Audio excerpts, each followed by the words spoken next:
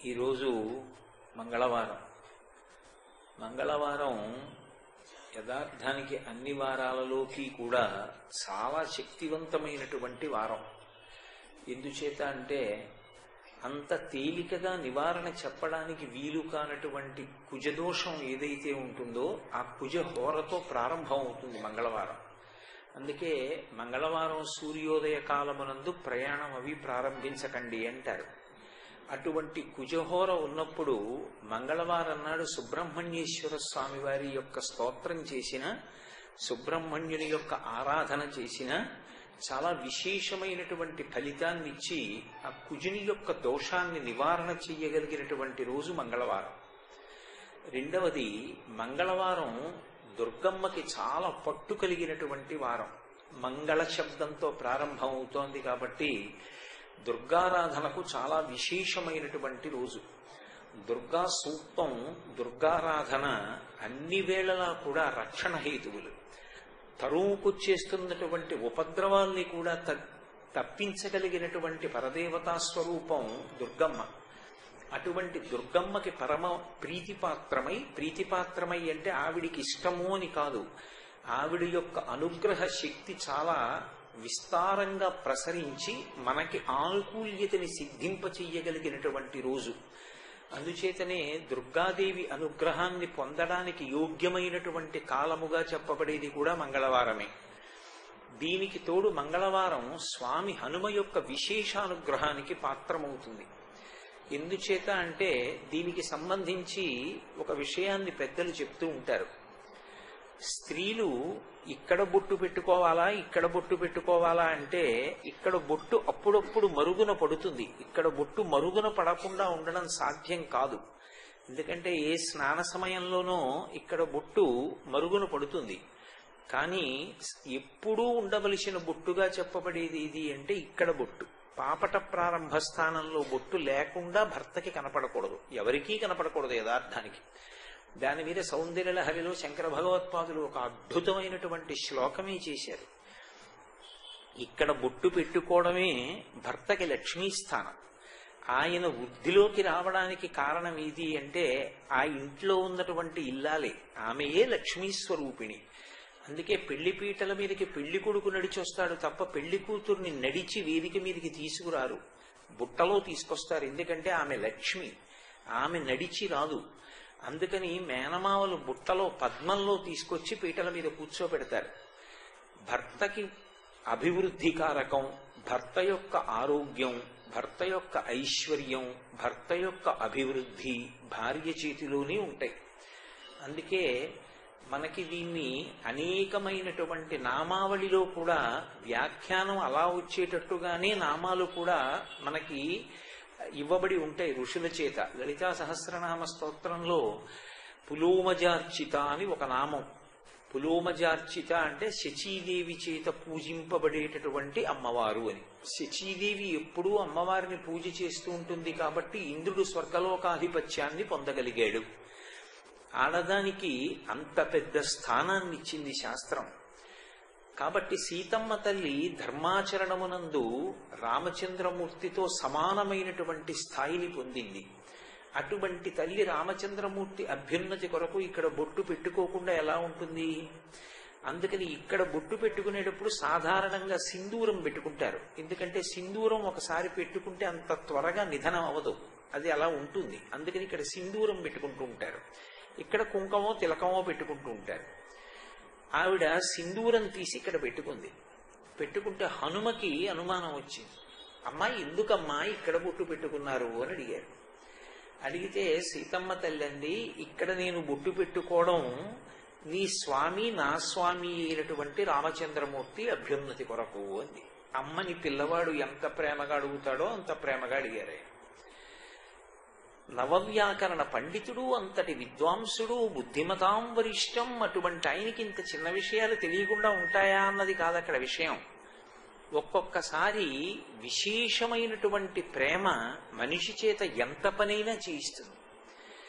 సీతమ్మ తల్లి ఇక్కడ బొట్టు పెట్టుకుంటేనే రామచంద్రమూర్తికి అంత అభ్యున్నతి కలిగితే నేను ఒళ్ళంతా బొట్టు పెట్టుకుంటానని ఆయన ఒళ్ళంతా సింధూరం రాసుకుని సభలోకి వెళ్ళారు. వెడితే రామచంద్రమూర్తి పిలిచి అడిగారు, ఏమి హనుమ ఒళ్ళంతా ఎందుకు సింధూరం అలదుకున్నావు అని అడిగారు.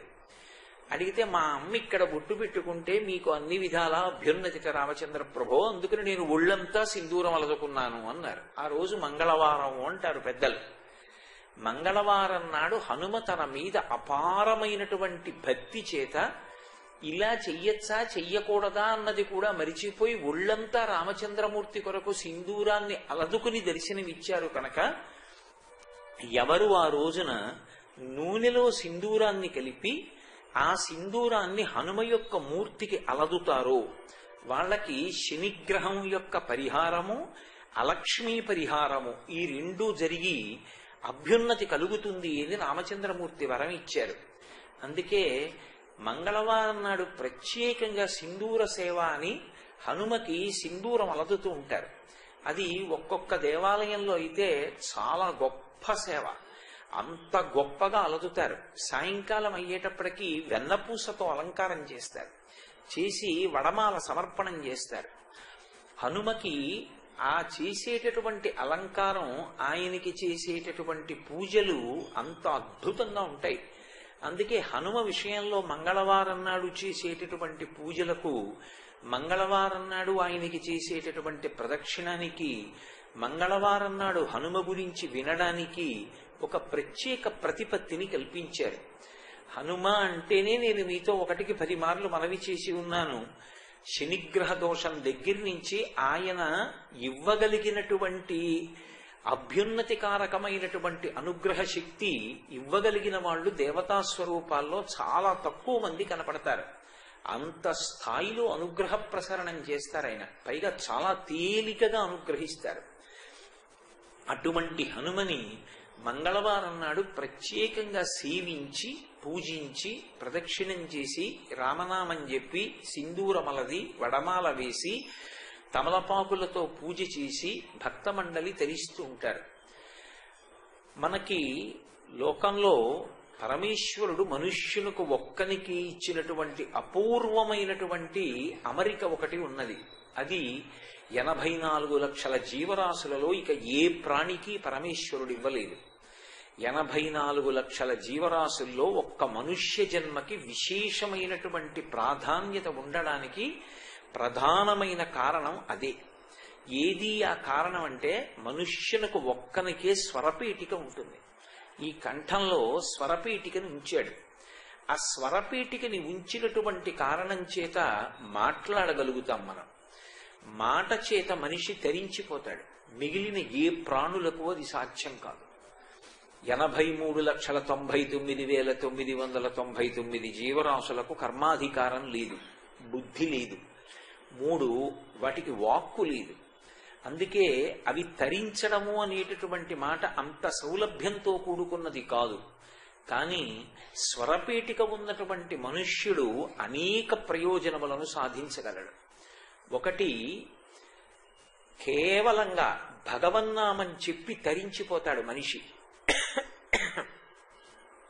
శ్రీరామ శ్రీరామ శ్రీరామ అనగలిగినటువంటి శక్తి ఉన్నటువంటి వాడు మనుష్యుడు ఒక్కడే. రామనామాన్ని పలికినంత మాత్రం చేత సమస్త పాపములు దహించుకుపోతాయి. భగవన్నామం పలకగలిగినటువంటి వాడు మనుష్యుడు ఒక్కడే. భగవంతుడి గురించి స్తోత్రం చెయ్యగలిగిన వాడు మనుష్యుడు ఒక్కడే. అసలు మీరు ఏ కార్యక్రమం చెయ్యండి, ఏ కార్యక్రమానికైనా అంతిమ ప్రయోజనం ఒక్కటే. పరమస్వార్థంతో కార్యం చేస్తే నాకు శాంతి కలగాలి అని చేస్తాను. విశాల హృదయంతో చేస్తే అందరి శాంతి కొరకు అని చేస్తాను. అందుకే మనకి సనాతన ధర్మంలో ఏదైనా కార్యక్రమం చేస్తే దాని చిట్ట చివరి ప్రయోజనం ఏం చెప్తామంటే ఓం శాంతి శాంతి శాంతి. అందరూ శాంతంగా ఉండాలి. శాంతము లేక సౌఖ్యము లేదు సారసాదళానయన అంటారు త్యాగరాజస్వామి. అసలు ఆ శాంతం లేనప్పుడు మిగిలినవి ఎన్ని ఉన్నా ప్రయోజనం లేదు. అటువంటి శాంతిని ఇవ్వడానికి లోకంలో యజ్ఞయాగాది క్రతువులు చేస్తారు. ఆ శాంతి పొందడానికి ఎన్నో కార్యక్రమాలు నడిపిస్తారు. ఆ శాంతిని చాలా త్వరగా ఇవ్వడానికి మనుష్యుడికి ఉన్నటువంటి అద్భుతమైనటువంటి సాధనం స్వరపీఠిక. మీరు ఎంత కష్టంలోనైనా అవతలవాడు ఉండి ఉండవచ్చు. మీరు 1,00,00,000 రూపాయలు ఇచ్చి సాయం చెయ్యలేకపోవచ్చు. కానీ ఒక్క మంచి మాట మాట్లాడి త్రికరణ శుద్ధిగా అవతలవాడికి శాంతి కలిగేటట్టుగా ఓదార్పుగా ఒక్క మాట మాట్లాడి శాంతిని కల్పించగలరు. ఒక్క మాట చేత ప్రశాంతంగా ఉన్నటువంటి కొన్ని కోట్ల మందిలో ఉద్విగ్నత కలిగేటట్టుగానూ మాట్లాడచ్చు. ఒక్క మాటతో కొన్ని కోట్ల మంది ప్రశాంత పడిపోయేటట్టు మాట్లాడచ్చు. మాటకున్నటువంటి శక్తి అపారం. ఆ మాట ఎంత శాంతినైనా ఇస్తుంది. మనం డబ్బు ఇవ్వలేకపోవచ్చు, ప్రత్యక్షంగా ఏ ఉపకారం చెయ్యలేకపోవచ్చు. కానీ కష్టంలో ఉన్నటువంటి వ్యక్తి దగ్గరికి వెళ్ళి అతని మనసు శాంతించేటట్టుగా 4 మాటలు మాట్లాడగలిగామనుకోండి, పరమేశ్వరుడిచ్చినటువంటి స్వరపేటిక చేత మనం సాధించగలిగిన ప్రయోజనం అంతకన్నా గొప్పది ఇంకోటి ఉండదు. అందుకే మాటకి ఉన్నన్ని నియమాలు శాస్త్రంలో ఇంకా దేనికి లేవు. భగవంతుడు మాట మనకి మాత్రమే ఇచ్చాడు కాబట్టే ఆ మాట ఎలా మాట్లాడాలి అన్నదాని మీద కూడా అన్ని నియమాలు ఉంచాడు ఆయన. సత్యం బ్రూయాత్ ప్రియం బ్రూయాత్ న బ్రూయాత్ సత్యమ ప్రియం ప్రియంచనానృతం బ్రూయాత్ అంటుంది శృతి. సత్యం బ్రూయాత్, ఎప్పుడూ సత్యమే మాట్లాడు. ప్రియం బ్రూయాత్, సత్యం మాట్లాడుతున్నాను కదా అని అవతల వాళ్ళకి అప్రియంగా ఉండేటట్టు మాట్లాడకు. అవతల వాళ్ళ మనస్సు పరమ సంతోషంతో దాన్ని అంగీకరించేటట్టుగా మాట్లాడు. సత్యం బ్రూయాత్ ప్రియం బ్రూయాత్ న బ్రూయాత్ సత్యమ ప్రియం. ఒకవేళ అవతల వాళ్ళ మనసు సంతోషిస్తుంది కదా అని అబద్ధం మాత్రం ఎప్పుడూ మాట్లాడకు. పరమసత్యాన్ని చెప్పవలసి వచ్చినప్పుడు ఒక్కసారి మాత్రమే. కరుకుగా మాట్లాడడానికి అధికారం ఉన్నవాడెవరు అంటే ఒక్క గురువే. గురువు ఒక్కడికే అధికారం అలా మాట్లాడడానికి. ఇతరులకు అటువంటి అధికారం లేదు. అందుకే ఒక్కొక్కసారి ఉద్ధరించవలసి వచ్చినప్పుడు గురువు యొక్క కంఠంలో కరుకుదనం కనపడుతుంది. శంకర భగవత్పాదులంతటి వారు భజ గోవిందం భజ గోవిందం గోవిందం భజ మూఢమతే సంప్రాప్తే సన్నిహితే కాలే నహి నహి రక్షతి డుక్రుంకరణే అన్నారు. మూఢమతే అని పిలిచారు. చాలా తొందరగా తన యొక్క శిష్యుల్ని రక్షించవలసినటువంటి విపత్కర పరిస్థితి ఏర్పడితే గురువు ఒక్కడే కొద్ది కరుకుతనం తేలిన కంఠంతో మాట్లాడతాడు తప్ప అన్యులకు అటువంటి అధికారం లేదు. అందుకే సత్యం బ్రూయాత్, సత్యం మాట్లాడు. ప్రియం బ్రూయాత్, సత్యం మాట్లాడుతున్నాను కదా అని అవతల వాళ్ళ మనసు నొచ్చుకునేటట్టుగా మాట్లాడకు. ఆ సత్యాన్ని కూడా వాళ్ళ మనసు కష్టపడే సత్యమైతే కొంచెం మెత్తగా చెప్పుదాన్ని. ప్రియం బ్రూయాత్, అవతలవాడు పరీక్ష తప్పాడు, నేను సత్యం చెప్పడానికి నాళ్ళకి అవకాశం వచ్చిందని నువ్వు పరీక్ష తప్పిపోయావని చెప్పి వెళ్ళి చెప్పక్కర్లేదు. ఏమయ్యా, ఎందరో పరీక్ష తప్పిన వాళ్ళు తర్వాతి కాలంలో మహోన్నతమైన స్థానాలు పొందారు. నిన్న మీతో నేను చెప్పాను కదా, అబ్దుల్ కలాం గారు ఓ మాట అంటూ ఉంటారు, ఫెయిల్ అనేటటువంటి మాట నిరుత్సాహంతో కూడుకున్నది కాదు. ఫెయిల్ అవ్వడము అంటే ఇక వాడు ఎందుకో పనికిరాని వాడు అని కాదు దాని అర్థం. ఆయన అన్నారు, ఫెయిల్ అంటే ఫస్ట్ అటెంప్ట్ ఇన్ లెర్నింగ్, అది మొట్టమొదటి ప్రయత్నం నేర్చుకోవడానికి. కాబట్టి ఇంకొకసారి నువ్వు ప్రయత్నం చేయవలసిన అవసరం ఉంది అని గుర్తు. కాబట్టి మనం మాట్లాడేటటువంటి మాట సత్యమైనా కూడా అది ప్రియమైనదై ఉండాలి. సత్యం బ్రూయాత్ ప్రియం బ్రూయాత్ న బ్రూయాత్ సత్యమ ప్రియం. ఒకవేళ అది అప్రియమైన మాట అయితే, అవతల వాళ్ళని బాధ పెట్టే సత్యమైతే సాధ్యమైనంత వరకు నువ్వు చెప్పకుండా ఉండడానికే ప్రయత్నం చేయాలి. న బ్రూయాత్ సత్యమ ప్రియం ప్రియంచనానృతం బ్రూయాత్. అలాగని అవతల వాళ్ళ మనసు సంతోషిస్తుందని అబద్ధాలు మాట్లాడకు. ప్రియంచనానృతం బ్రూయాత్. అసలు లోకంలో ఎవరు జగద్విఖ్యాతి గణిస్తారు అంటే శాస్త్రం ఓ మాట అంది, జిహ్వాగ్రే వర్తతే లక్ష్మి జిహ్వాగ్రే మిత్రబాంధవాః జిహ్వాగ్రే బంధనం ప్రాప్తి జిహ్వాగ్రే మరణం ధ్రువం. ఎవరి నోటి వెంట వచ్చేటటువంటి మాటలు మంగళప్రదములై లక్ష్మీదాయకములై పరమ ప్రశాంతితో కూడుకున్నవై ఇతరులకు హాని కల్పించనివై ఉంటాయో అటువంటి వారి వాక్కులు జిహ్వాగ్రే వర్తతే లక్ష్మి, అటువంటి వారి మాటల వలన లక్ష్మీదేవి కలిసి వస్తుంది. జిహ్వాగ్రే వర్తతే లక్ష్మి జిహ్వాగ్రే మిత్రబాంధవాః. మంచి మాట ఉన్నవాడికి అనేక మంది స్నేహితులు, మంచి మాట ఉన్నవాడికి అనేక మంది బంధువులు. జిహ్వాగ్రే బంధనం ప్రాప్తి, మాట్లాడకూడని మాట మాట్లాడితే ఒక్కొక్కసారి బంధనంలో కూడా పడిపోవలసి వస్తుంది. జిహ్వాగ్రే బంధనం ప్రాప్తి జిహ్వాగ్రే మరణం ధ్రువం, మాట చేత ఒక్కొక్కసారి మరణాన్ని కూడా పొందుతాడు.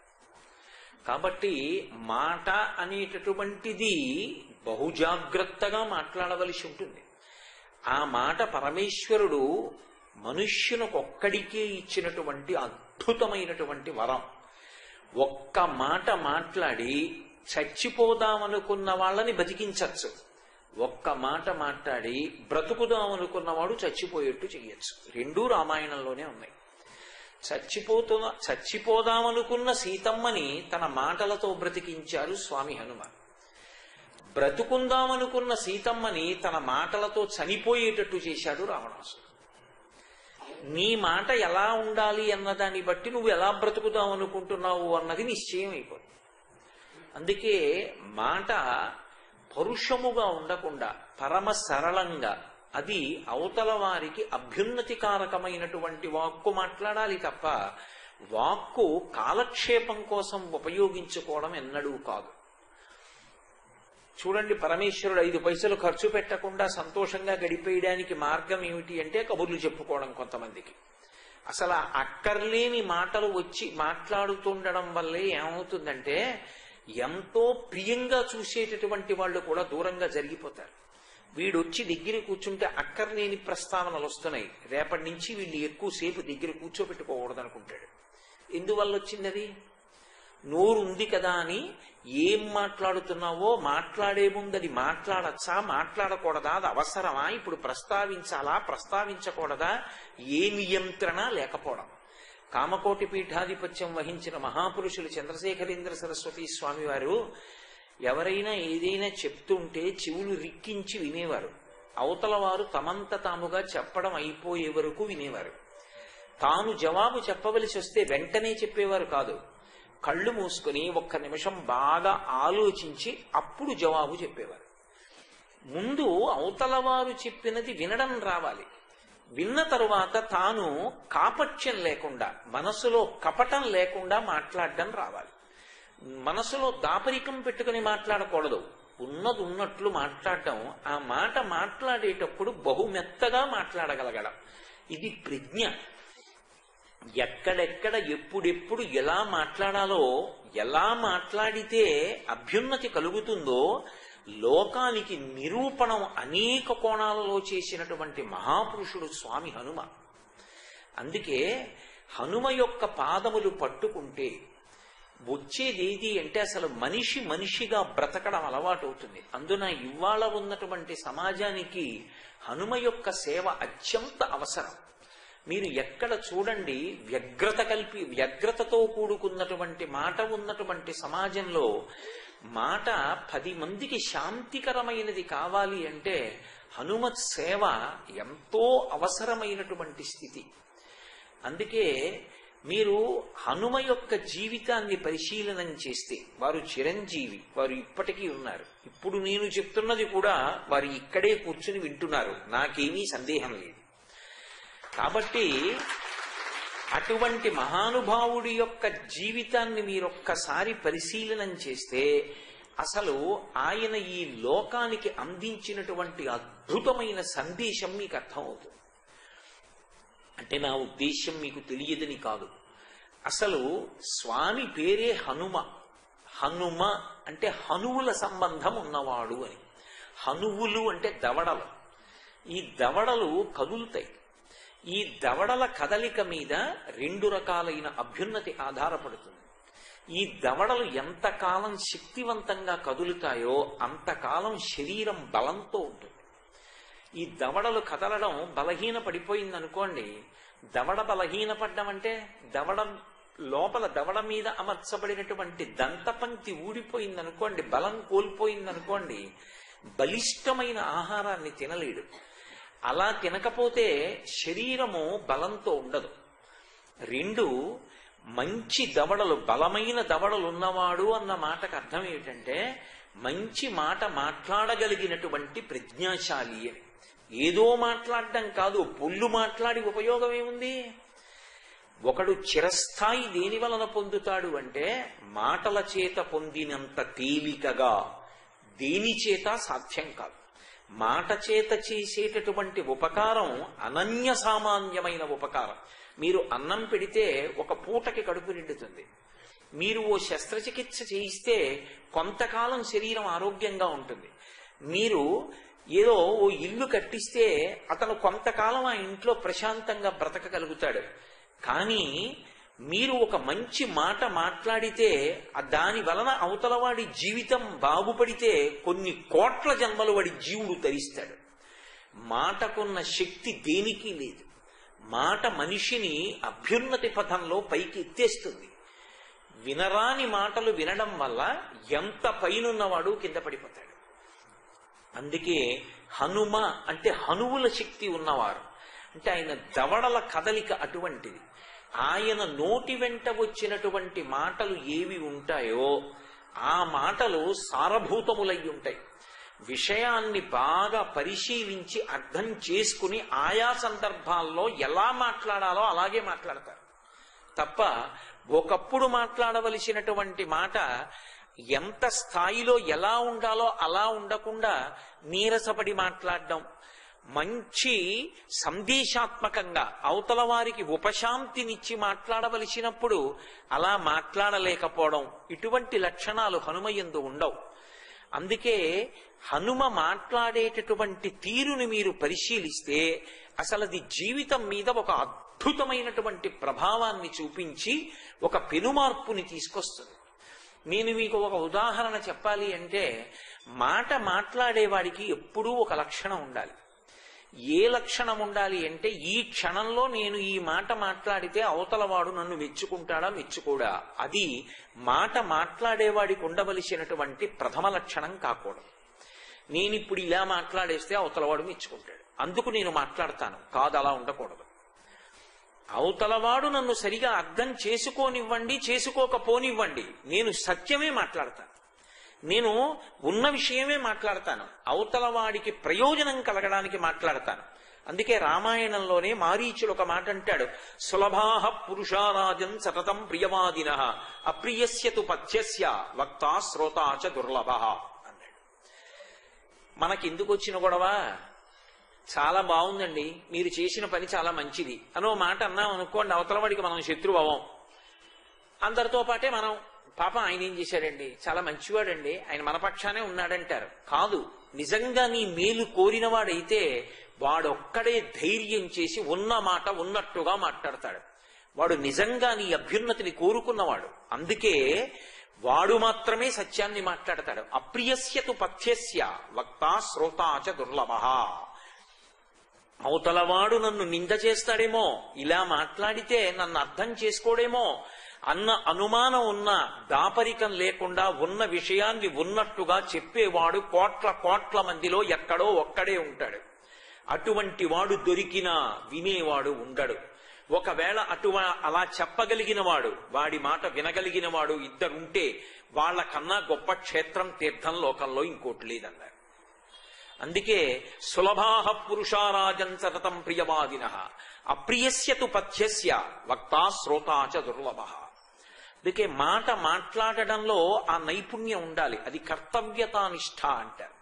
కర్తవ్యతానిష్ట అన్న మాటకు అర్థం ఏమిటంటే, నేను ఒక పని చేశాననుకోండి, నేను ఒక మాట చెప్పాననుకోండి, అసలు నేను అది చెప్పినప్పుడు ఏ రాగద్వేషాలు లేకుండా నేను మంచి మాట అని నమ్మి శాస్త్రాన్ని ప్రమాణంగా చేసుకుని చెప్పానా లేదా, అదొక్కటే.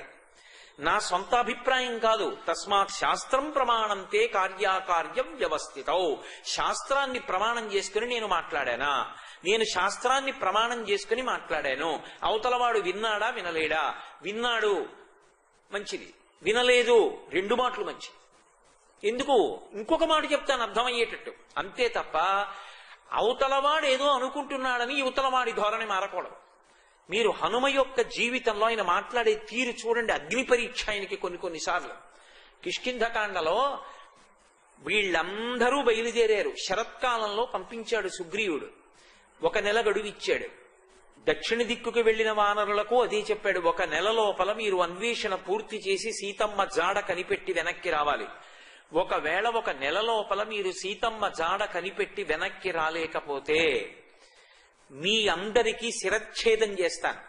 అది కనిపెట్టైనా రండి, కనిపెట్టకపోయినా పర్వాలేదు, మీరు ఆ జాడ కనిపెట్టకపోయినా పర్వాలేదు, కాలం మాత్రం ప్రధానం. నెల లోపల తిరిగి వచ్చేయాలి.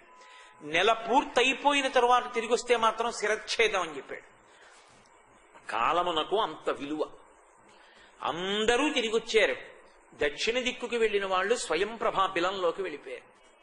ఆ బిలంలోకి వెళ్ళిపోవడంలో వాళ్ళు దారి తప్పిపోయారు. వాళ్ళు బయటికి వచ్చిన తరువాత చూశారు, ప్రకృతి వంక చెట్లన్నీ చిగర్చి ఉన్నాయి. ఓ, వసంత ఋతువు వచ్చేసింది. వసంత ఋతువు వచ్చిందంటే శరత్కాలం అయిపోయింది, హేమంత ఋతువు అయిపోయింది, వసంత ఋతువు వచ్చేసింది.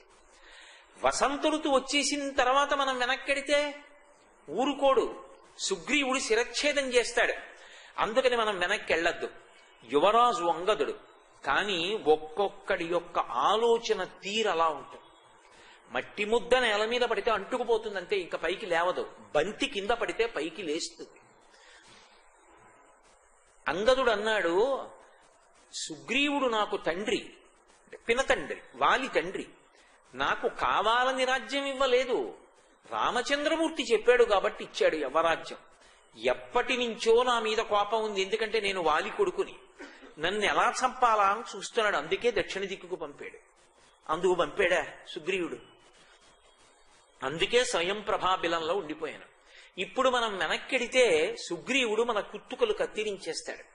అక్కడికెళ్ళి చచ్చిపోవడం కన్నా ఇక్కడ ప్రాయోపవేశం చేయడం మంచిది. కాబట్టి మనం ఇక్కడే మరణిద్దాం, వెనక్కి వెళ్ళొద్దు. నిష్కారణంగా సుగ్రీవుడి చేతిలో చచ్చిపోయే కన్నా ఇక్కడే చచ్చిపోదాం. కొంతమంది లోకంలో ఎలా ఉంటారంటే, ప్రభువు చెప్పాడు కాబట్టి అది వాళ్ళకి ఇష్టం ఉండనివ్వండి, ఇష్టం కాకపోనివ్వండి, ఎందుకు వచ్చిన గొడవ, ఇప్పుడు మనం ఎందుకు వ్యతిరేకంగా మాట్లాడడం. అందుకని ఉన్న సత్యాన్ని మాట్లాడరు. కొంతమంది సత్యం మాట్లాడడానికి ధైర్యంతో బతుకుతారు. వాళ్ళు లోకానికి దార్శనికులు. కాబట్టి మిగిలిన వాళ్ళందరూ అన్నారు, అవునవును నిజమే, ఒక్క నిన్నే కాదు, అసలు వానర సైన్యంలో ముఖ్యులందరినీ కూడా, బలవంతులందరినీ కూడా దక్షిణ దిక్కుకు పంపాడు. అంటే ఏమిటి దాని అర్థం? వీళ్ళు ఎలాగో నెలలో తిరిగి రాలేరు, వీళ్ళందరినీ చంపేస్తే శత్రుశేషం పూర్తయిపోతున్నది. అందుకని ముఖ్యుల్ని పంపించాడు. మనం వెనక్కి వెళ్లకుండా ఉండడం మంచిది. కానీ చచ్చిపోకుండా బతికుండడానికి మార్గం ఏం లేదా? అంటే వాళ్ళకి నిజంగా చచ్చిపోదామని ఉందా? వాళ్ళకి చచ్చిపోదామని లేదు, బతికుందామని ఉంది. మరి ఎలా సుగ్రీవుడికి తెలియకుండా ఎలా బ్రతికుండాలి అంటే, అందులో అంగదుడు అన్నాడు, మనం మళ్ళీ బిలంలోకి వెళ్ళిపోదాం. ఈ బిలం ఉన్నట్టు ఎవరికీ తెలియదుగా. అక్కడ నీళ్లున్నాయి, దుంపలున్నాయి, పళ్ళున్నాయి, అవి తింటూ ఉందాం.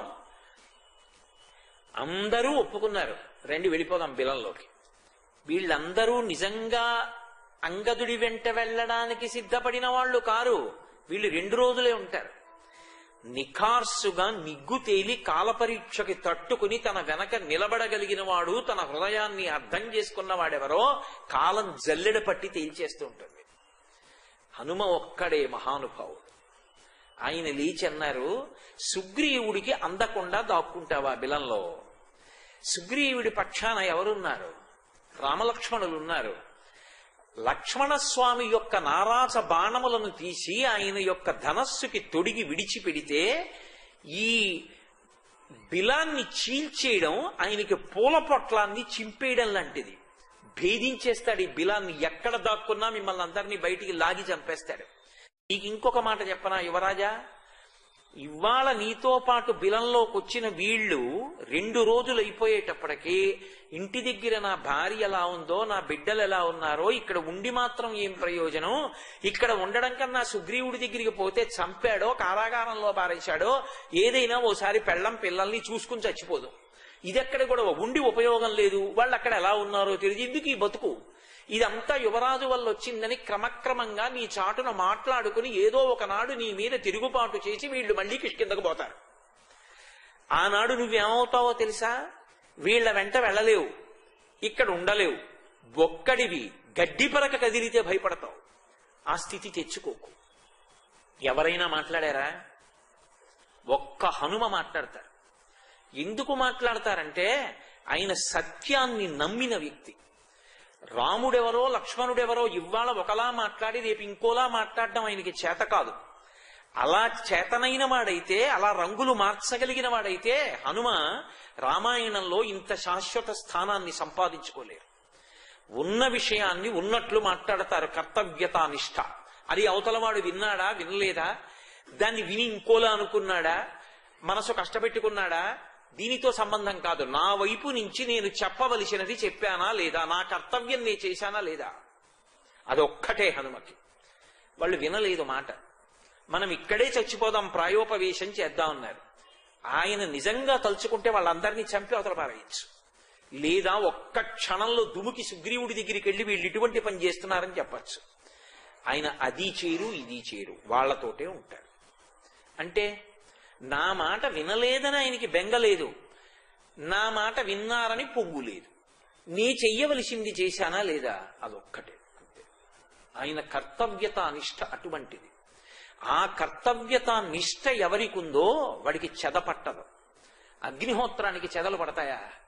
ఇది నా కర్తవ్యం కాబట్టి నేను ఇలా మాట్లాడాలి అని ప్రవర్తించగలిగిన వాడు ఎక్కడుంటాడో వాడు ఎప్పుడూ కూడా ఈశ్వరుడి చేత రక్షింపబడుతూనే ఉంటాడు. కారణం, ఆయన నమ్మి మాట్లాడింది శాస్త్రాన్ని. హనుమ మాటలకు శ్రీరామాయణంలో అంత విలువ ఉంటుంది. ఆయన ఎప్పుడు మాట్లాడినా అన్ని ఒక్కొక్క సందర్భంలోవే ఉండవు. ఏదో అస్తమానం స్నేహితులతో మాట్లాడాను, అస్తమానం వానరులతో మాట్లాడాను, అస్తమానం ప్రభువుతో మాట్లాడాను, అలా ఉండదు. రామాయణంలో మీరు ఎప్పుడైనా సరే ఇద్దరు మాట్లాడినప్పుడు చాలా జాగ్రత్తగా చదవాలి ఆ మాటలు. ఒకటి రాముడు. రాముడు ఎవరు చెప్పినా వింటాడు.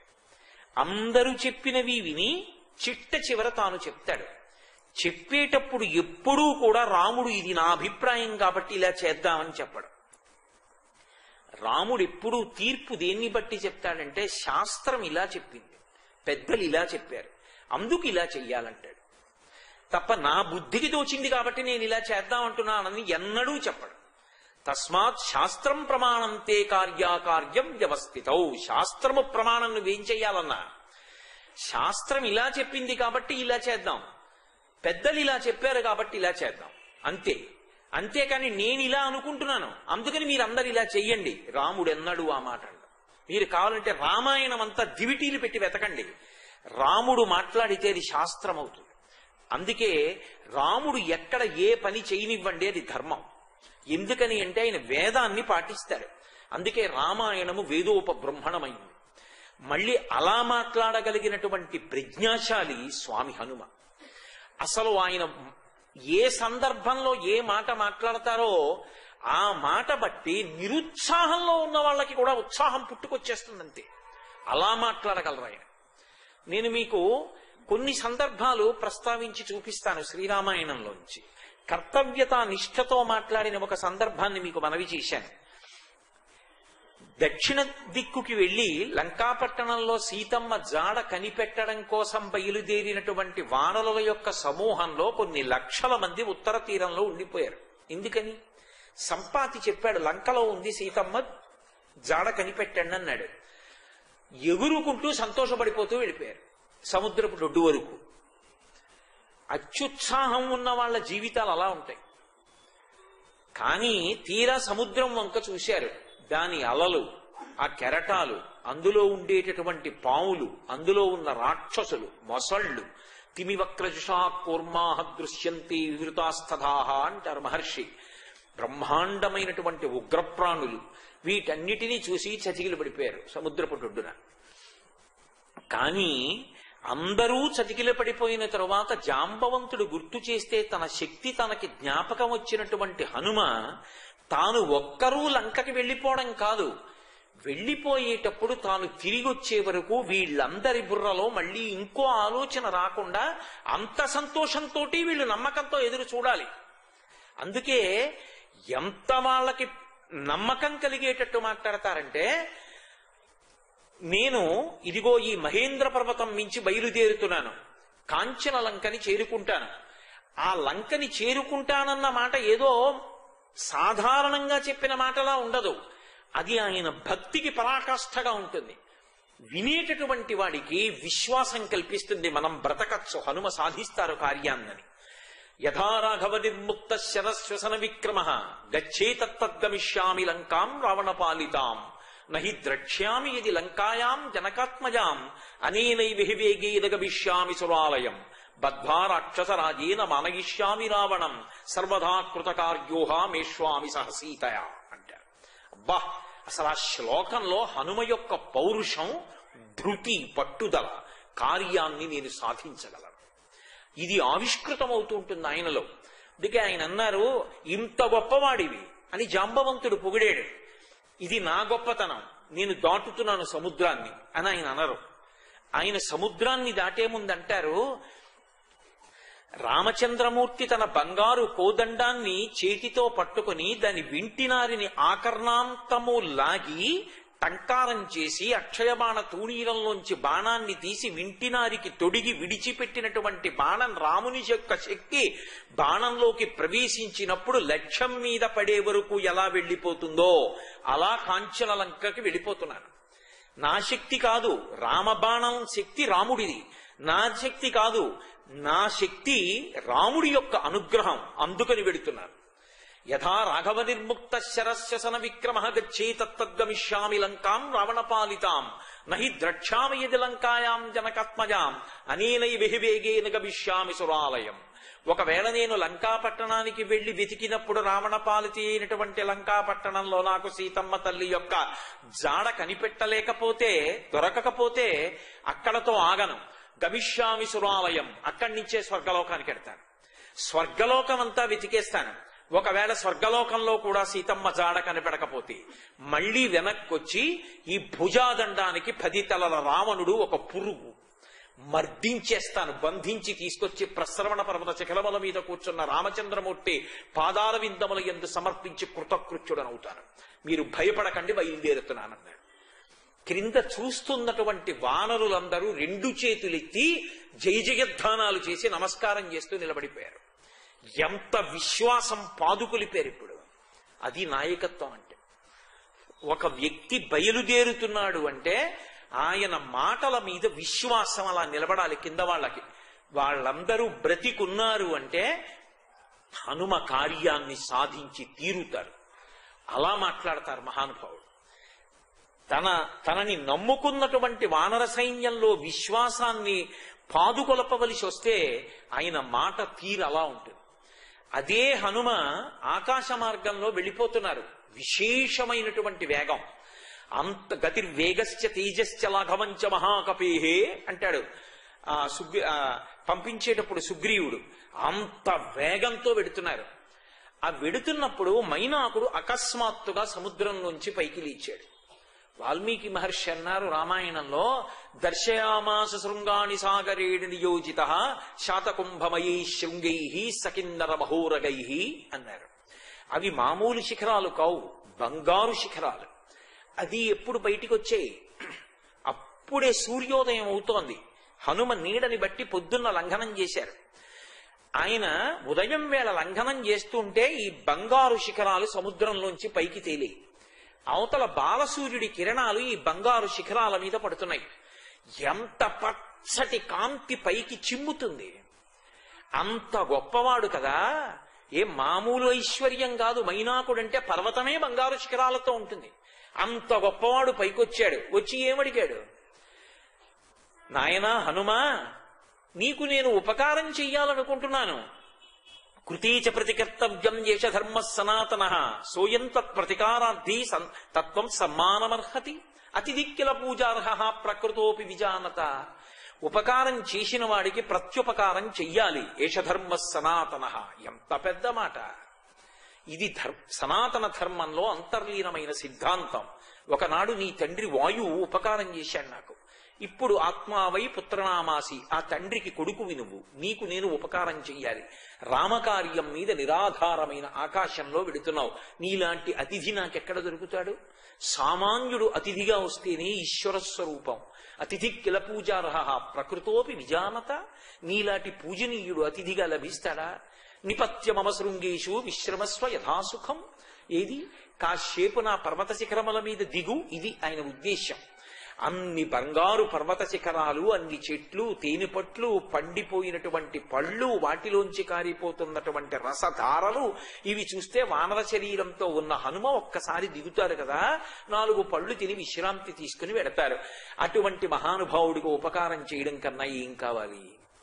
కాని హనుమ మధ్యే లవణతో యస్య విఘ్నోయమితి నిశ్చయ. ఉప్పు సముద్రంలోంచి ఏమిటి, బంగారు శిఖరాలు పైకి రావడం ఏమిటి? ఇది నా సాధనకి, నేను వెళ్ళవలసిన లక్ష్యానికి, సీతాన్వేషణకి ప్రతిబంధకం. వరసాపాతయామాస జీమూతమివ మారుత. వక్షస్థలంలో కొడితే చూర్ణమై పడిపోయాయి పర్వత శిఖరాలు. ఆయన ఆగలేదు. నువ్వు ఒక లక్ష్యం మీద వెడుతున్నప్పుడు అది ఎంత గొప్పదైనా సరే ఆగడానికి వీల్లేదు. కాబట్టి వక్షస్థలంతో కొట్టి బంగారు శిఖరాల్ని చూర్ణం చేసి ముందుకెళ్ళిపోతున్నారు. మనుష్య రూపాన్ని ధరించాడు మైనాకుడు. లేచి వచ్చి ప్రార్థన చేశాడు. మహానుభావ, నా శిఖరములను చూర్ణం చేశావు, మంచిదే. ఒక్కసారి ఆగు. ఆగి 2 పళ్ళు తీసుకో. తీసుకుని బయలుదేరు. అవతలవాడు వచ్చినవాడు పరమ భక్తితో ప్రార్థన చేస్తున్నాడు. ఇప్పుడు కూడా తన స్నేహితులతో ఎలా మాట్లాడారో అలా మాట్లాడకూడదు. అలాగని స్థిమితంగా ఆగి కాసేపు మాట్లాడి వెళ్ళకూడదు. తాను వెళ్ళిపోతూ మాట్లాడాలి. కానీ తను నడిచి వెళ్ళిపోతూ మాట్లాడినా అది విన్నవాడికి తృప్తినివ్వాలి. ఎప్పుడెప్పుడు ఎలా మాట్లాడాలో, మాట్లాడేటప్పుడు కంఠంలో వ్యగ్రత ఎలా ఉండాలో, ఏ స్థాయిలో మాట్లాడాలో, మాటలు ఎంత పొందికగా ఉండాలో, ఎంత తక్కెట్లో తూచి మాట్లాడాలో హనుమని ఉపాసన చేస్తే వస్తుంది. ఆయన అన్నారు, ప్రీతోస్మి కృతమాతిథ్యం మన్యురేషోపనీయతాం తరతే కార్యకాలో మే అహస్యాప్యతివర్తతే ప్రతిజ్ఞాచమయా దత్త నస్తాతవ్యమిహాంతరే. మైనాకుడితో అన్నారు, ప్రీతోస్మి కృతమాతిథ్యం. ఓసారి ఇలా చెయ్యేసి ముట్టుకున్నారు. ముట్టుకుని, నాయనా మైనాక, నువ్వు నాకు అన్నీ పెట్టినట్టే, నీ తిన్నట్టే. ప్రీతోస్మి కృతమాతిథ్యం మన్యురేషోపనీయతాం. కొంతమంది చూడండి, అవతల వాడికి ఎంతో తృప్తినిచ్చే మాట అంటారు, వచ్చి ఒక్కసారి కొద్దిగా మజ్జిగ తాగి వెళ్ళిపోండి అంటారు. మజ్జిగేమి, మీరు నాకు భోజనం పెట్టినట్టే వేసేశాను మీ ఖాతాలో అంటారు. అవతల వాడు సంతోషపడిపోతాడు. ఎందుకు పాపం వాడు ఏమన్నాడు, నిన్నేం కొట్టాడా తిట్టాడా, కాస్త మజ్జిగ తాగవాయా అన్నాడు ప్రేమతో. ఇప్పుడు ఏమిటండి అని విసుక్కోక్కర్లేదు. ఇప్పుడు కుదరదు, ముఖ్యమైన కార్యంలో ఉన్నాను, మజ్జిగేమి, మీరు నాకు భోజనం పెట్టినట్టు వేశాలండి మీ ఖాతాలో. వాడు ఎంత సంతోషపడిపోతాడు. ప్రీతోస్మి కృతమాతిథ్యం మన్యురేషోపనీయతాం. మీరు నాకు ఆతిథ్యం ఇచ్చినట్టే. తరతే కార్యకాలో మీ అహస్యాప్యతివర్తతే. సూర్యాస్తమయం లోపల నేను కాంచనలంకని చేరిపోవాలి. ప్రతిజ్ఞాచమయా దత్త నస్తాతవ్యమిహాంతరే. నా స్నేహితుల దగ్గర ప్రతిజ్ఞ చేశాను మధ్యలో ఆగనని. ఎప్పుడు చేశారు ప్రతిజ్ఞ? మరి యథారాఘవ నిర్ముక్త శరస్వసన విక్రమ గచ్చేతత్వగమిష్యామి లంకాం రావణ పాలితాం అన్నప్పుడు రామచంద్రమూర్తి యొక్క కోదండము నుండి వినిర్ముక్తమైనటువంటి బంగారు బాణము మధ్యలో ఆగి ఇంకో చోటుకి ఎడుతుందా? తిన్నగా లక్ష్యం మీద ఎడుతుందా? తిన్నగా లంక చేరాలి, అంతేకాని మధ్యలో ఎలా ఆగుతారు? అందుకని నా స్నేహితుల దగ్గర ప్రతిజ్ఞ చేశాను, ఆగకూడదు. నాయనా వస్తాను. ఒక్కసారి ఇలా ముట్టుకుని వెళ్ళిపోయారు. తప్ప బంగారు పర్వత శిఖరాలు, ఇంత ఐశ్వర్యవంతుడు, పెద్ద ఆయన, బాగుంటుందా, ఎవరు చూసొచ్చారులే, ఓసారి ఆగుదాం, ఇలాంటి మొహమాటాలు ఆయనకేం ఉండవు. అలాగని కంఠంలో కర్కశత్వం ఉండదు. వచ్చినవాడు బ్రతిమాలుతున్నాడు, పరమ మర్యాదతో నించున్నాడు, అంతే మర్యాదతో జవాబు చెప్పి వెళ్ళిపోతారు. ఏమిటో టైం మేనేజ్మెంట్ అని ఎక్కడెక్కడి పుస్తకాలో ఎక్కడెక్కడవో తీసుకొచ్చి చెప్తారు. స్వామి హనుమ కన్నా టైం మేనేజ్మెంట్ చేసిన వాడు ఉన్నాడేంటి? అద్భుతంగా మాట్లాడి వెళ్ళిపోయారు. ఆయన దగ్గర నేర్చుకోవాలి, ఎక్కడ ఎప్పుడు ఎలా నిలబడాలి, ఎవరితో ఎలా మాట్లాడాలి, కార్యాన్ని ఎలా సాధించాలన్న దానికి. కాబట్టి ఈ మాటలు చెప్పి ముందుకెళ్ళిపోయారు. తెల్లబోయారు. దేవతలు, సిద్ధులు, ఋషులు, మహర్షులు ఇంతమంది చూస్తున్నారు. ఏమి ప్రజ్ఞాశాలిరా! బయలుదేరినప్పుడు మాట్లాడితే మళ్లీ తిరిగి వచ్చే వరకు వాళ్ళందరికీ నమ్మకం కలిగి నిలబడేటట్టు చేశాడా? మధ్యలో మైనాకుడు అడ్డొస్తే ఆగిపోలేదు, అలాగని ఆయనని చిన్నబుచ్చలేదు. ఒకసారి చెయ్యేసి ముట్టుకుని వెళ్ళిపోయారా? ఇంత అందంగా మాట్లాడారా? ఇక్కడ వరకు బానే ఉంది. తన స్నేహితులలో ఉత్సాహం నింపడం బాగుంది. తనకి ఆతిథ్యం ఇవ్వడానికి వచ్చినటువంటి బంగారు పర్వత శిఖరాల్ని పలకరించినటువంటి తీరు బాగుంది. ఒకవేళ పెద్ద రాక్షసి ఎదురొస్తే అప్పుడేం చేస్తారు? మొహం వివరణం అవుతుందా? ఇప్పటి వరకు ఇవన్నీ దాటడం తేలిక. ఇప్పుడు మనసుకి భయాన్ని కల్పించేటటువంటి విఘ్నం ఒకటి రావాలి. సాధకులందరికీ ఉంటుంది ఈ జీవితంలో. మనసుకి భయాన్ని కల్పించే విఘ్నాన్ని కూడా దాటగలిగితేనే సాధకుడు. అందుకే ఇప్పుడు చూద్దాం, ఈయన యొక్క గొప్పతనం ఏమిటో చూడాలి. హనుమ యొక్క గొప్పతనం ఏమిటో లోకానికి తెలియాలి. ఈ పరీక్ష పెట్టిన వాళ్ళు రాక్షసులు కారు, సాక్షాత్ దేవతలు, సిద్ధులు, ఋషులు, మహాత్ములు అందరూ కలిసి గబగబా నాగమాత సురస దగ్గరికి వెళ్ళారు. వెళ్ళి ఆవిడితో చెప్పారు, అయం వాతాత్మజ శ్రీమాన్ ప్లవతే సాగరోపరి హనుమాన్ నామ తస్యత్వం ముహూర్తం విఘ్నమాచర అన్నారు. అమ్మా, స్వామి హనుమట ఆకాశ మార్గంలో దుర్నిరీక్షంగా వెళ్ళిపోతున్నాడు వేగంతో. మైనాకుడు ఎదురొచ్చాడమ్మా, పైకి లేచాడు సముద్రంలోంచి, ఆగలేదు, ముట్టుకుని వెళ్ళిపోయాడు. తన వారైనటువంటి పరివారం అంతట్లోనూ కూడా ధైర్యాన్ని ప్రోధి చేసి వెళ్ళిపోతున్నాడు. ఒక్కసారి విఘ్నం కల్పించమ్మా, అడ్డంగా రా, పెద్ద రాక్షసీ రూపంతో రా, ఏం చేస్తాడో చూస్తాం. బాగా గుర్తుపెట్టుకోండి, ఈ మాటలు అన్నవాళ్ళు రాక్షసులు గారు, దేవతలు, ఋషులు, సిద్ధులు వాళ్ళు చెప్పారు. చెప్తే నాగమాత సురస పెద్ద రాక్షస స్వరూపాన్ని ధరించి ఆకాశంలో అడ్డుగా వచ్చి నిలబడి. రామాయణంలో వాల్మీకి మహర్షి రచన పరమాద్భుతం. ఆయన అన్నారు, ప్రహృష్టవదన శ్రీమాన్ ఇదం వచనబ్రవీత్. ఇందాక బంగారు పర్వత శిఖరాలు దాటడం తేలిక, ఇప్పుడు రాక్షసు వచ్చింది, ముఖంలో ఏమైనా వికారం కలిగిందా? ఆయన చెయ్యవలసిన పనులు ఏమైనా మానేశారా? చతికిలు పడిపోయారా? నీరసపడిపోయారా? బెంగ పెట్టేసుకున్నారా? ఏమీ లేదు, ఆయన కార్యం అయింది. ఎలా? ప్రహృష్టవదన శ్రీమాన్, పరమ సంతోషంతో ఇదం వచనమబ్రవీత్. ఆయన ముఖమేం విచారానికి గ్రస్తమైపోలేదు, బెంగ పెట్టేసుకుని కూలిపోలేదు. ఆ రాక్షసి వంక తిరిగి, ఏమమ్మా ఎందుకు అడ్డొచ్చావు అని అడిగా. ఆవిడంది, అహం త్వాం భక్షయిష్యామి ప్రవిషేదమమాననం. ఇదో విచిత్రం, లోకంలో తినేవాళ్ళు తింటారు. ఆవిడంది పెద్ద నోరు తెరిచి, ఇది బ్రహ్మగారి వరం, నేను నిన్ను తింటాను, నా నోట్లోకి రా. ఆయన మాట్లాడడం మొదలుపెట్టారు హనుమ. ఇది హనుమ ప్రజ్ఞ అంటే. చూడండి, అర్థం పర్థం లేకుండా, సందర్భశుద్ధి లేకుండా, అవతలవాడు ఎంత ముఖ్యమైన పనిలో ఉన్నాడు అన్న దాంతో సందర్భం లేకుండా ఎక్కువసేపు మాట్లాడే ప్రయత్నం చేస్తారు. ఆయన, నేను మళ్ళీ చాలా ముఖ్యమైన పని మీద వెళ్ళిపోవలసి ఉంది, ఒక్క 10 నిమిషాల్లో మీ వ్యవహారం ఏమిటో చెప్పండి అన్నారనుకోండి, మీరు సంక్షిప్తంగా మీరు ఎందుకు వచ్చారో చెప్పగలిగి ఉండాలి. అంతేకాని మీరు గంట సేపు అప్పుడు కూడా మాట్లాడదామని రాకూడదు. మీకు ఇవ్వబడిన సమయంలో మీరు చెప్పగలిగినటువంటి విషయాన్ని చెప్పగలిగినటువంటి ప్రజ్ఞ ఉండాలి. అప్పుడే అవతల వాడికి చీకాకు రాకుండా ఉంటుంది. ఆయన తరచుగా రామకథ చెప్తారు హనుమ సుందరకాండలో. రాముడు కనపడడు సుందరకాండలో, రామ కథ కనబడుతుంది, రామనామం కనబడుతుంది. అందుకే సుందరకాండ బలం. రాముడుంటే బలమా, రామకథ ఉంటే బలమా? రామకథా బలం, రామనామ బలం నిరూపింపబడ్డాయి సుందరకాండలో. అందుకే మహానుభావుడు సురసకి మళ్ళీ రామకథ చెప్పడం మొదలుపెట్టారు. అలాగని ఆ రామకథ చెప్పేటప్పుడు మళ్ళీ అయోధ్యానగరం, కోసల రాజ్యం, దశరథ మహారాజు గారు, పిల్లలు లేకపోవడం, పుత్రకామేష్టి చేయడం, 4 కొడుకులు పుట్టడం, పెద్దవాడు అరణ్యవాసానికి వెళ్ళడం, కైకమ్మ వరాలు అడగడం, ఇవేం చెప్పరు. పరమ సంక్షిప్తంగా చెప్తారు. రామోదాశరథిర్నామ ప్రవిష్టో దండకాననం లక్ష్మణేన సహభ్రాత వైదేహ్యా చాపి భార్యయా అథవా మైథిలీం దృష్ట్వా రామంచాక్లిష్టకారిణం ఆగమిష్యామి తే వక్త్రం సత్యం ప్రతిశృణోమితే అన్నారు.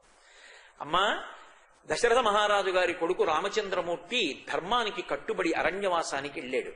ఆయనతో ఆయన భార్య సీతమ్మ, లక్ష్మణస్వామి కూడా వెళ్ళారు. ఆ సీతమ్మని ఎవరో రాక్షసుడు అపహరించాడు, ఆమె జాడ కనిపెట్టడానికి వెడుతున్నాను. ఆమె జాడ కనిపెట్టి రామచంద్రమూర్తికి చెప్పి వచ్చి నీ నోట్లోకి వచ్చేస్తాను, అమ్మా నాకు అవకాశం అంతే.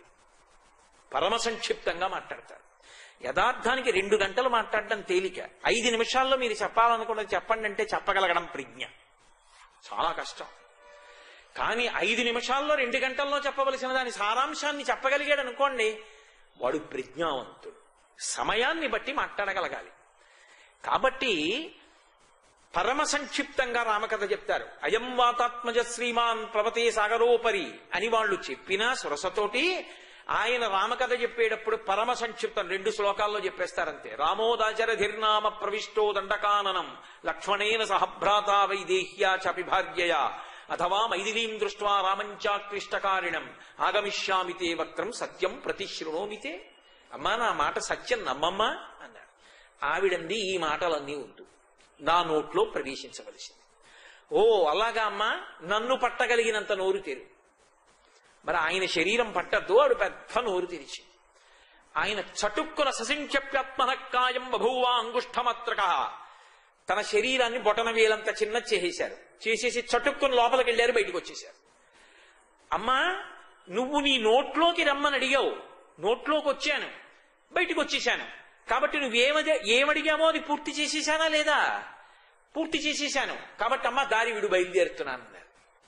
ఆవిడంది అబ్బబ్బబ్బా ఎంత తెలివైన వాడివిరా నాయన. అందులో విచిత్రం ఏమిటో తెలుసా? ఆవిడ్ని ఉద్దేశించి మాట్లాడుతూ ఓ మాట అన్నారు, దాక్షాయణి నమోస్తుతే అన్నారు. దాక్షాయణి నీకు నమస్కారం అన్నారు. అని ఆయన బయటకు వచ్చి నిలబడితే దారి విడిచి ఆవిడంది, అర్ధసిద్ధ్యై హరిశ్రేష్ట గచ్చ సౌమ్య యథాసుఖం సమానయిష్వ వైదేహీం రాఘవేణ మహాత్మన. సీతారాముల్ని కలిపినవాడు స్వామి హనుమే అన్న శాశ్వతమైన కీర్తిని మూటకట్టుకోరా నాయన, శుభం భూయాత్ వెళ్ళు. అది మహానుభావుడి ప్రజ్ఞ. ఎక్కడ ఎలా మాట్లాడాలో అలా మాట్లాడతారు. దాక్షాయణి నమోస్తుతే ఏమిటి? వచ్చింది సురస కదా, సురస రాక్షసిగా రూపంలో వచ్చింది కదా, మరి దాక్షాయణి ఎందుకయింది? మహర్షి అంతకన్నా ఏం చెప్పలేదు సుందరకాండలో. మీరు జాగ్రత్తగా గమనించాలి. సురస అన్నది పరమ కళ్యాణప్రదమైనటువంటి పేరు, మంచి రసము కలిగినది, అంటే మంచి సారవంతమైనటువంటిది అని దాని అర్థం. సురస అంటే ఎవరి సురస? ఒక మాట ఉంది రామాయణంలో, ఆమె నాగమాత అని. నాగమాత ఎవరు? కద్రువ, కశ్యప ప్రజాపతి యొక్క భార్య. కశ్యప ప్రజాపతికి ధరణీదేవి అనబడేటటువంటి ఆవిడ యొక్క కుమార్తె అయినటువంటి కద్రువతో వివాహమైంది. కశ్యప ప్రజాపతికి కద్రువకి కలిగినటువంటి సంతానమే నాగులు. 1000 మంది నాగులు పుట్టారు. అందులోనే తక్షకుడు మొదలైనటువంటి వాళ్ళందరూ, ఆదిశేషుడు మొదలైన వాళ్ళందరూ ఆవిడ సంతానంలోనే వాళ్లే.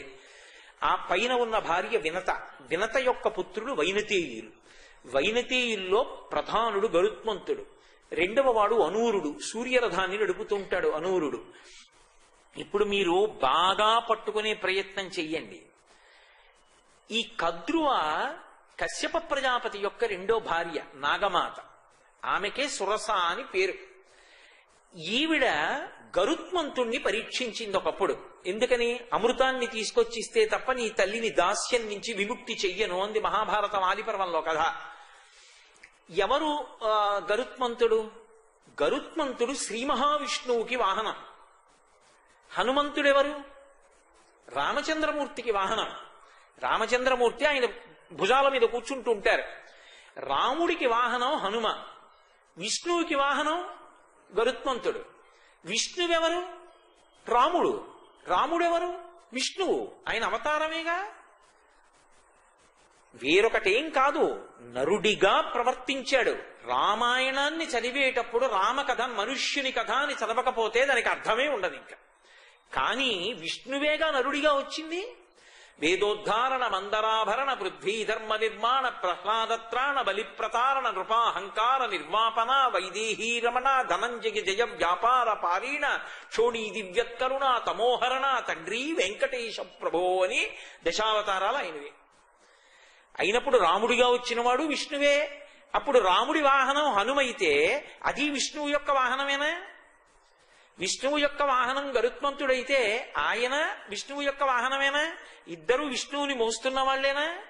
గరుత్మంతుడిని పరీక్ష చేసింది ఎవరు? కద్రువ. ఇప్పుడు హనుమని పరీక్ష చేయడానికి ఎవరు రావాలి? కద్రువే రావాలి. ఎందుకని? వాహన సంబంధంగా ఇద్దరు ఒకటే తత్వతః, ఇద్దరు విష్ణువుని మోస్తూ ఉంటారు. అందుకే ఇంకా గరుత్మంతుడు మోస్తే ఆతతపక్షమాతుర వ్రైకంపిత ఘూర్ణితాచల వ్రాత మహర్ణవుండు అంటారు భారతంలో. రెక్కలు అల్లారుస్తూ వేదనాదంతో పెడతాడు. హనుమ మోస్తున్నారనుకోండి ఇలా ఉంటాడు. మీరు ఎప్పుడైనా హనుమద్వాహనం చూసి ఉంటారు. హనుమద్వాహనం మోసేటప్పుడు ఏదో బలంతో ఇలా నడుం మీద చేతులు పెట్టుకునో లేకపోతే ఇలా ఏదో పట్టుకునో ఉండదు, ఇలా ఉంటారు. ఎందుకు ఇలా ఉండడం అంటే, మీరు చూడండి, లోకంలో ఇంతకన్నా ఇంకా నాకు ఏం కావాలండి జీవితంలో అనవలసి వచ్చింది అనుకోండి, ఇలా పెట్టుకునో లేకపోతే ఇలా పెట్టుకునో అనరు, ఇలా పెట్టుకుని అంటారు. ఇంకేం కావాలండి ఇంతకన్నా అంటారు. రాముడు సీతమ్మ తన భుజాల మీద కూర్చుంటే వహిస్తున్న హనుమ ఇలా ఉంటారు. అంటే నాకు ఇంకింతకన్నా ఏం కావాలి, చాలు సీతారాముల్ని వహించడమే నా జన్మకి కృతార్థత. ఆయన వాహనంగా మురిసిపోతారు హనుమ. అందుకే హనుమద్వాహనం మీద మంగళవారం నాడు వెడితే అది మరింత ప్రత్యేకత. విష్ణువు హనుమద్వాహనం మీద వెడితే మంగళవారం దానికి ఒక పూర్ణత్వం ఉంటుంది. కాబట్టి మహానుభావుడైనటువంటి హనుమ విష్ణువు యొక్క వాహనమే, గరుత్మంతుడు విష్ణువు యొక్క వాహనమే. వాహనమైనటువంటి గరుత్మంతుణ్ణి పరీక్ష చేసింది కద్రువ. ఇప్పుడు మళ్ళీ హనుమని పరీక్ష చెయ్యాలన్నా అలా పరీక్ష పెట్టగలిగినది కద్రువ ఒక్కతే. అందుకే నాగమాత అయినటువంటి సురసని తీసుకొచ్చారు. తీసుకొస్తే ఇప్పుడు దక్ష ప్రజాపతికి ధరణీదేవికి పుట్టినటువంటి కద్రువ కశ్యప ప్రజాపతికి భార్య. అందుకని దక్షుని యొక్క కుమార్తె కనుక దాక్షాయణి. ఆవిడే తరువాతి కాలంలో శాపవశాత్తు రోహిణిగా వచ్చింది. రోహిణిగా వచ్చినా మళ్ళీ పామే పుట్టాలి ఆవిడ కడుపున. అందుకే బలరాముడు పుట్టాడు. బలరాముడు ఎవరు? శేషుడు. శేషుడి యొక్క అంశ. బలము మిగుల కలగ బలభద్రుడని లోక రమణుడగుట చేసి రాముడనియు సతికి పుట్టె గర్భ సంకర్షణంబున సంకర్షణుండనిడి గనుడు సుతుడు అంటారు పోతన గారు భాగవతంలో. అందుకని ఆదిశేషుడే మళ్ళీ బలరాముడిగా వస్తే రోహిణి కడుపున పుట్టాలి. అందుకే ఈ కద్రువయే శాపవశాత్తు మళ్ళీ రోహిణిగా వెళ్ళింది. ఈ రోహిణి వసుదేవుడికి భార్య. వసుదేవుడెవరు? కశ్యప ప్రజాపతి వసుదేవుడిగా వెళ్ళాడు. మళ్ళీ కశ్యప ప్రజాపతి కద్రువలే వసుదేవుడు రోహిణిగా వెడితే బలరాముడు వస్తాడు. అదే దేవకీదేవి కడుపునైతే కృష్ణ భగవానుడు వస్తాడు. కాబట్టి ఈ తత్వాన్ని గ్రహించినటువంటి మహాపురుషుడు హనుమ. అందుకే రాక్షసీ రూపంలో ఎదురుగుండా వచ్చినది సురస నాగమాత మహాతల్లి. తనతో సమానమైన వేగమున్నటువంటి గరుత్మంతునికి పినతల్లి. ఆమె ఎటువంటి భావనతో రానివ్వండి పరీక్షించడానికి, తనకి మాత్రం పినతల్లి. ఎందుకని తనకెలా పినతల్లి అవుతుంది అంటే, తాను బయలుదేరేటప్పుడు తనని తాను గరుత్మంతునిగా భావించాడు. సుపర్ణ వివచాత్మానం మేనేస కపికుంజరహ అన్నారు మహర్షి. తనని తాను గరుత్మంతునిగా భావించుకుని ఎగిరారు. అప్పుడు తనకి కూడా పినతల్లి అవుతుంది. పినతల్లి పూజనీయురాలు. ఆమె తనని పరీక్షించడానికి వచ్చి ఉండొచ్చు, గరుత్మంతుడికి కద్రువ పరీక్ష పెట్టినట్టు. కానీ తనకి మాత్రం పినతల్లి, ధర్మం తప్పకూడదు, నమస్కారమే చెయ్యాలి. అందుకే దాక్షాయణి నమోస్తుతే, ప్రవిష్టోస్మి హితే వక్త్రం దాక్షాయణి నమోస్తుతే. అమ్మా, నీ నోట్లోకి ప్రవేశించాను, బయటికి వచ్చాను, తల్లి నీకు నమస్కారం. అంతరాక్షసి రూపంలో వచ్చిన ఆవిడ కూడా అప్పప్ప ఏమి ప్రజ్ఞాశాలిరా. ఒక్క మాట తను ఎందుకు ఎడుతున్నారో చెప్పారు 2-3 వాక్యాల్లో. కుదరదు అమ్మా, అయితే నోరు పెంచు అంతే. తర్వాత బయటికి వచ్చి, అమ్మా నోట్లోకి రమ్మన్నా, వచ్చాను, బయటికి వచ్చాను, నమస్కారం దాక్షాయిని. పరవశించిపోయింది ఆ తల్లి. అర్ధసిజ్జై హరిశ్రేష్ఠ గచ్చ సౌమ్య యథాసుఖం సమామయిష్వ వైదేహీం రాఘవేణ మహాత్మన ఆశీర్వచనం చేసి వదిలేసింది. అది ఆయన మాట తీరంటే. నేను మీకు ఇప్పటికి 3 సందర్భాలు చూపించాను. ఏ ఒక సందర్భంలో మాట్లాడినట్టు ఇంకో సందర్భంలో మాట్లాడతారా? ఎక్కడ ఎలా మాట్లాడాలో అలాగే మాట్లాడతారు. అందుకే హనుమని ఉపాసన చేస్తే ఆ మాట అలా మాట్లాడగలిగినటువంటి ప్రజ్ఞ అంకురిస్తుంది తప్ప, ఎక్కడ ఏం మాట్లాడాలో, ఏ సమయంలో ఏం మాట్లాడాలో తెలుసుకోకుండా ఏదో నీకు సాన్నిహిత్యం ఏర్పడింది కదా, పక్కన కూర్చోగలవు కదా, మాట్లాడగలవు కదా, నీకు ఆయన దగ్గర స్వాతంత్రం ఉంది కదా అని అది నిలబెట్టుకునేటట్టు మాట్లాడాలి తప్ప, అక్కరలేని మాటలు మాట్లాడి అవతల వాళ్ళ మనసు పాడై నువ్వు దూరం అయిపోయేటట్టుగా ఎప్పుడు ప్రవర్తించకూడదు. మాట మాట్లాడేటప్పుడు అంత జాగ్రత్తగా మాట్లాడాలి. లేకపోతే అనవసరంగా తన స్థానాన్ని తాను పాడు చేసుకున్నవాడు అవుతాడు. హనుమని ఉపాసన చేస్తే ఎవరి దగ్గర ఎలా మాట్లాడాలో, ఎంత మాట్లాడాలో, ఎలా మాట్లాడడం వల్ల గౌరవం వస్తుందో తెలుస్తుంది. కాబట్టి మహానుభావుడు ఆ సురసని దాటిపోయారు. దాటిపోయి ముందుకెళ్లారు. ఇప్పుడు లంకాపట్టణాన్ని చేరుకున్న తర్వాత ప్రథమ దర్శనం లంక. లంక అంటే తెలుగులో లంకిణి అంటుంటారు. లంకా పట్టణానికి అధిష్టాన దేవతయే ఒక స్త్రీ రూపంలో కనపడుతూ ఉంటుంది. ఆవిడ ప్రారంభంలోనే కనపడింది, ఆయన లోపలికి వెడదాం అనుకునేటప్పటికి కనపడింది. కనపడి ఆయన్ని ఒక చమత్కారమైనటువంటి ప్రశ్న ఇచ్చింది. అది కూడా ఎలాంటి ప్రశ్న చూశారు? విపరీతమైనటువంటి అహంకారంతో ఉండేటటువంటి వాళ్ళు మాట మాట్లాడితే ఎలా ఉంటుందంటే, ఎంత పెళుసుగా ఉంటుందంటే అవతల వాడి మనసు వెంటనే గాయపడుతుంది. అలా మాట్లాడతారు. అలా రాశీభూతమైనటువంటి అహంకారం. కస్త్వం కేనచ కార్యేణ ఇహ ప్రాప్తో వనాలయ కదయ స్నేహయత్వం యావత్ ప్రాణాధరంతితే. ఇది లంక వేసిన మొదటి ప్రశ్న హనుమని. ఎంతున్నారాయన? సూర్యే చాస్తం గతే రాత్రౌ దేహం సంక్షిప్య మారుతి వృషదం చకమాత్ర సన్ బభూవ అద్భుత దర్శన అన్నారు వాల్మీకి మహర్షి. ఆయన తన శరీరాన్ని కుంచేసి పిల్లి పిల్లంత అయిపోయి ఉన్నారు. పిల్లి పిల్లంత కోతి పిల్లది, చిన్ని కోతి పిల్ల రూపంలో వచ్చారు. ఆ కోతి పిల్లతో మాట్లాడడానికి అంత అహంకారమా? కస్త్వం కేనచ కార్యేణ ఇహ ప్రాప్తో వనాలయ కథయ స్నేహయత్వం యావత్ ప్రాణాధరంతితే. ఎవరివే కోతి? అడవిలో ఉండవలసిన దానికి లంక దగ్గరికి ఎందుకు వచ్చావు? చంపి అవతల పారేస్తాను ప్రాణాలుండగా నిజం చెప్పు. ఎందుకంత వ్యగ్రత అంటే అర్థం ఉండదు కొంతమంది మాటలకి. ఆయన చాలా చమత్కారంగా మాట్లాడతారు. అన్ని వేళలా ఒకలా ఉండదు ఆయన మాట్లాడితే. ఆయన ఎంత అందంగా అడిగారంటే, కాం త్వం విరూపనైనా పురద్వారేవ తిష్టసి కిమర్థం చాపిమాం వృద్ధ్వా నిర్భత్స యశిదారుణ అన్నారు. వికృతమైనటువంటి కళ్ళున్నదానా, వికారమైన ముఖమున్నదానా, నువ్వెవరేవు? అంతఃపురం మొదట్లోనే కనబడ్డావు, ప్రాకారం మొదట్లో. కాం స్వం విరూపనైనా పురద్వారేవ తిష్టసి, ఇక్కడ ద్వారం దగ్గరే కనబడ్డావా? నువ్వెవరు? అహం రక్షసరాజస్య రావణస్య మహాత్మనః ఆజ్ఞా ప్రతీక్షా దుర్ధర్ష రక్షామి నగరీమిమాం. నేను ఈ లంకకంతటికి కూడా అధిష్టాన దేవతని, లంకని కాపు కాస్తూ ఉంటాను. అడిగావు కాబట్టి చెప్పాను. కోతి ఎందుకు వచ్చావు? ఏం చేద్దామని వచ్చావు? నేనే ఉంది కోతి పిల్లని కిచకిచలాడుతూ ఉంటాను, అడవిల్లో తిరుగుతూ ఉంటాను. ఏవో పెద్ద పెద్ద బురుజులు కనపడుతున్నాయి, ముఖద్వారాలు కనపడుతున్నాయి, కోటలు కనపడుతున్నాయి, చెట్లు కనపడుతున్నాయి. ఒక్కసారి నువ్వు అనుమతిస్తే లోపలికెళ్ళి అలా ఇలా తిరిగి ఆ లంకాపట్టణం చూసి వెళ్ళిపోతాను, అందుకొచ్చాను. అలా వెడదాం అనుకుంటున్నావే? చంపి అవతల పారేస్తానని చెయ్యెత్తింది. ఆయన వెంటనే చెయ్యెత్తింది కదా అని ఆయనకున్నటువంటి బలపౌరుషాలకి ఓ గుద్దు గుద్దారనుకోండి, ఓ 50 కేజీల మాంసం ముద్ద అయిపోతుంది. ఆయన ఏం అలా తొందరపడి కొట్టరు.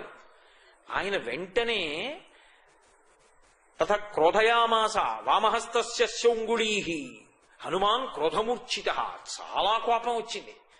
కుడి చేత్తో కొడితే చచ్చిపోతుంది ఆడది, తప్పు. ఏదో అది మాట్లాడిందని కొట్టడం ఏమిటి? కొంచెం ఒళ్ళు దగ్గర పెట్టుకునేటట్టు చేస్తే చాలు. అందుకని ఎడంచేతి పిడికిలి బిగించి ఓ గుద్ది ఇలా గుద్దారు. ఢామ్మని కింద పడిపోయి కనుగుడ్లు తేలేసింది. నాకు గుర్తొచ్చింది చతుర్ముఖ బ్రహ్మగారు ఇచ్చిన వరం. ఏనాడు ఒక వానరం చేతిలో నువ్వు ఓడిపోతావో ఆనాడు లంకకి చేటు దాపురించిందని మొదలు. కాబట్టి రావణాసురుడు సర్వనాశనమయ్యే కాలం సంప్రాప్తమైంది. లోపలికెళ్ళు, యథేచ్ఛగా సీతమ్మని వెతుక్కో, ద్వారం తెరిచింది. కానీ ఆయన నిన్న మీతో మనవి చేశా, మహాబుద్ధిశాలి. ఆయన రాజద్వారంలోంచి ఎల్లరు శత్రుపురంలోకి ఎడుతున్నారు. అందుకే అద్వారేణ మహాబాహు ప్రాకారమిపుప్లువే ప్రవిశ్య నగరీం లంకాం కపిరాజ హితంకర. ఆయన ఆ గోడ పట్టుకుని దూకి లంకాపట్టణంలోకి వెళ్లి చక్రీధపాదం సవ్యంచ శత్రువునాం సతమూర్ధని ఎడంకాలు పెడతారు. ఎందుకంటే శత్రువు యొక్క తల మీద పాదం పెట్టినట్టు పెట్టి అన్వేషణం ప్రారంభించారు. ప్రారంభించి సీతమ్మ కోసమని అన్వేషణ చేస్తూనే ఉన్నారు. చతురంగుళమత్రోపి నావకాశస్య విద్యతే రావణాంతఃపురే తస్మిన్ యంకపిర్న జగాయ సహ.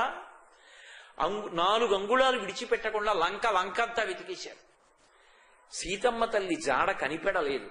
ఆఖరికి ఇక తెల్లవారుతోంది అన్న సమయంలో సీతమ్మ తల్లిని అశోకవనంలో శిశుపావృక్షం కింద చూశారు. ఆ తల్లి దర్శనం పొందడం ఏమిటి? పరమానందంతో కన్నుల వెంట నీళ్లు కారిపోయాయనికి.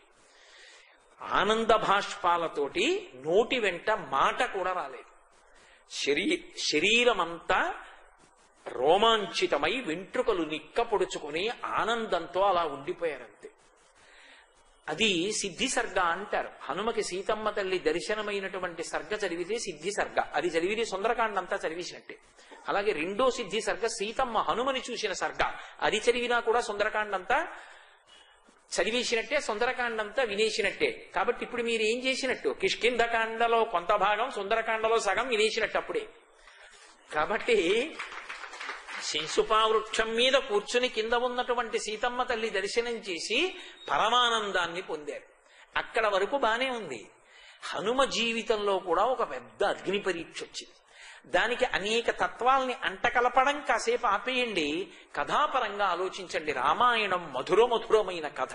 దాన్ని అనేక రకాల కళ్ళజోళ్లు పెట్టుకుని చూడడం కన్నా రామాయణాన్ని మధురమైన కథగా విని కథగా చదువుకుంటే చాలు. అద్భుతం. అసలు ఇంత కష్టపడి వచ్చారు, ఆ సీతమ్మని చూసి పొంగిపోయారు. అబ్బా ఏమి సీతమ్మ! ఇప్పటి వరకు రాముడు ఒక్కడే తెలుసు హనుమకి. రాముడి గురించి పొంగిపోయేవారు. ఇవాళ సీతమ్మని చూశారు. చూశాకన్నారు, దుష్కరం కృతవాన్ రామో యయిమాం మత్తకాశినీం సీతాం వినా మహాబాహు ముహూర్తమపి జీవతి. రాముడి గుండె కాదు, బండ. ఇటువంటి భార్యని వదిలి అసలు ఇంతకాలం ఎలా బ్రతికున్నాడన్నారు. సీతా దర్శనం అయిన తర్వాత మా అమ్మ దర్శనంతో అంత పులకాంకితులైపోయారు. అయిపోయిన తర్వాత పెద్ద పరీక్ష వచ్చింది ఆయనకి. తీరా సీతమ్మని చూశాను అనుకుంటున్నారు పాపం. అకస్మాత్తుగా ఆవిడేం చేసిందంటే, నేను ఎంత ప్రయత్నించినా ఇక నాకు రామదర్శనం అయ్యే అవకాశం కనపట్టలేదు. నూనం సకాలో మృగరూపధారీ మామల్ప భాగ్యాం లులుభేత దానీం యత్రార్యపుత్ర విసర్జ్య మూఢా రామానుజం లక్ష్మణ పూర్వజంచ. కాలము నన్ను మోసగించడానికి బంగారు జింక రూపంలో వచ్చింది. వచ్చి నేను మూఢురాలనై ముందు లక్ష్మణుణ్ణి విడిచిపెట్టేశాను. ఆయన మాట వినలేదు. ఆ లక్ష్మణుడి మాట వినకపోవడం వల్ల లక్ష్మణుడి కన్నా ముందు పుట్టిన రాముడు విడిపోయాడు. తర్వాత లక్ష్మణస్వామి దూరం అయిపోయాడు. ఇదిగో ఈ కష్టంలో పడిపోయాను. నూనం సకాలో మృగరూపధారీ మామల్ప భాగ్యాం లులుభేత దానీం యత్రార్యపుత్ర విసర్జ్య మూఢా రామానుజం లక్ష్మణ పూర్వజంచ. ఇద్దరికీ దూరం అయిపోయాను. ఆ తర్వాత రాముడొస్తాడని గొప్ప తపస్సు చేశాను. ఆ తపస్సు ఎటువంటి తపస్సు?